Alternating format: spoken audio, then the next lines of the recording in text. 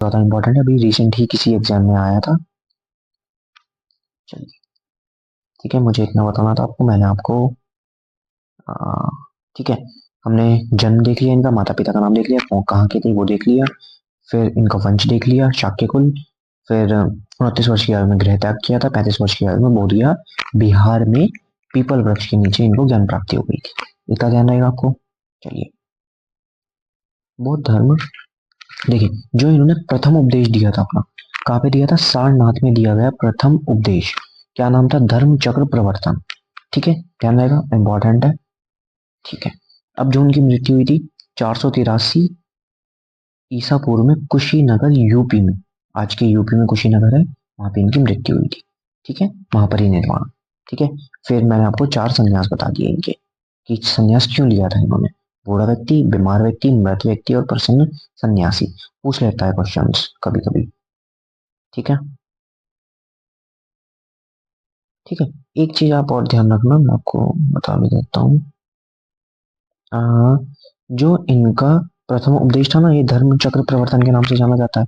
ये कौन सी भाषा में था? पाली भाषा में। ठीक है, क्योंकि ये क्वेश्चन आया हुआ है। ठीक है, पाली भाषा में था। चलिए, अब इनके देखते हैं 4 आर्य सत्ता। चलिए, चार चलिए 4 आर्य सत्ता। नंबर 1, दुख। संसार दुखों से भरा हुआ है। ठीक है, एग्जाम्पल की आप माने कि जैसे कोई छात्र है, वो परीक्षा में फेल हो गया, तो उसे निराशा, तनाव और दुख होगा। ये जीवन का दुख है। नंबर 2, दुख समुदाय। दुख समुदाय का मतलब, दुख का प्रमुख कारण तृष्णा है। तृष्णा मतलब लालसा। ठीक है, आप एग्जाम्पल मान लीजिए कि ये जो मैंने आपको एग्जाम्पल दिया ऊपर छात्र का, कि वो जो छात्र है वो हर साल टॉप करता है, बट नेक्स्ट ईयर वो नहीं कर पाया, तो वो टूट जाता है। तो ऐसा दुख उसकी अत्यधिक इच्छा से पैदा हुआ है ना। तो ये मान सकते हैं हम। दुख निरोध, इच्छाओं पर विजय पाकर दुख खत्म किया जा सकता है।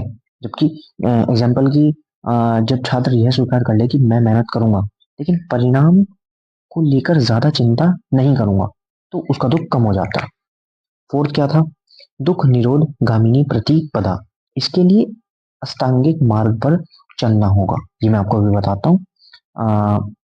मैं आपको इसका एग्जाम्पल देता हूँ कि आ, कोई छात्र है, वो सही सोच, सही मेहनत और अनुशासित जीवन अपनाए, तो वह मानसिक शांति पा सकता है।